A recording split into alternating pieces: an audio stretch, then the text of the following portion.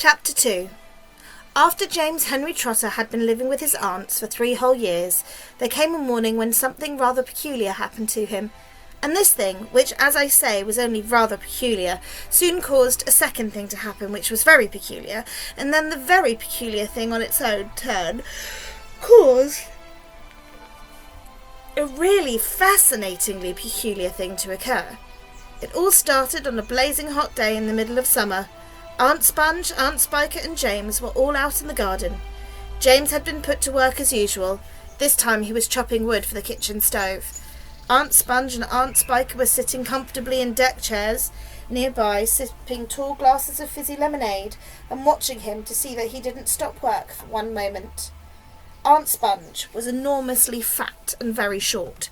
She had small piggy eyes and a sunken mouth, and one of those white flabby faces that looked exactly as though it had been boiled. She was like a great white soggy overboiled cabbage. Aunt Spiker, on the other hand, was lean and tall and bony, and she wore steel-rimmed spectacles that fixed on the end of her nose with a clip. She had a screeching voice and long, wet, narrow lips. And whenever she got angry or excited, little flecks of spit would come shooting out of her mouth as she talked. And there they sat, these 2 ghastly hags, sipping their drinks, and every now and then screaming at James to chop faster and faster. They also talked about themselves, each one of them, how beautiful she thought she was. Aunt Sponge had a long-handled mirror on her lap, and she kept picking it up and gazing at her own hideous face. "I look and smell," Aunt Sponge declared, "as lovely as a rose. Just feast your eyes upon my face, observe my shapely nose. Behold my heavenly silky locks, and if I take off both my socks, you'll see my dainty toes. But don't forget," Aunt Spiker cried, "how much your tummy shows." Aunt Sponge went red. Aunt Spiker said, "My sweet, you cannot win. Behold my gorgeous curvy shape, my teeth, my charming chin. Oh, beauteous me, how I adore my radiant looks, and please ignore the dimple on my chin." "My dear old trout," Aunt Sponge cried out, "you're only bones and skin. That loveliness as I possess can only truly shine in Hollywood," Aunt Sponge declared. "Oh, wouldn't that be fine? I'd capture all the nation's hearts, and they'd give me all the leading parts. The stars would all resign." "I think you'd make," Aunt Spike said, "a lovely Frankenstein." Poor James was still slaving away at the chopping block. The heat was terrible. He was sweating all over. His arm was aching. The chopper was a large, blunt thing, far too heavy for a small boy to use.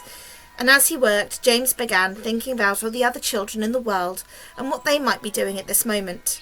Some would be riding tricycles in their gardens. Some would be walking in cool woods and picking bunches of wild flowers. And all the little friends whom he used to know would be down by the seaside, playing in the wet sand and splashing around in the water. Great tears began oozing out of James's eyes and rolling down his cheeks. He stopped working and leaned against the chopping block, overwhelmed by his own happiness. "What's the matter with you?" Aunt Spiker screeched, glaring at him over the top of her steel spectacles. James began to cry. "Stop that immediately, and get back on with your work, you nasty little beast," Aunt Sponge ordered.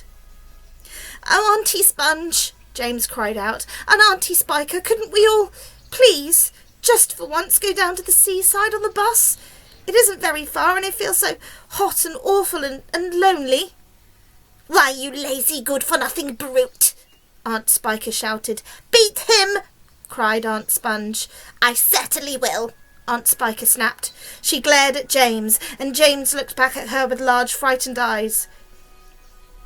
"I shall beat you later on in the day when I don't feel so hot," she said. "And now get out of my sight, you disgusting little worm, and give me some peace."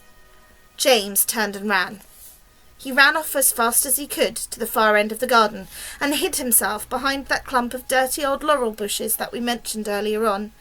Then he covered his face with his hands, and began to cry and cry.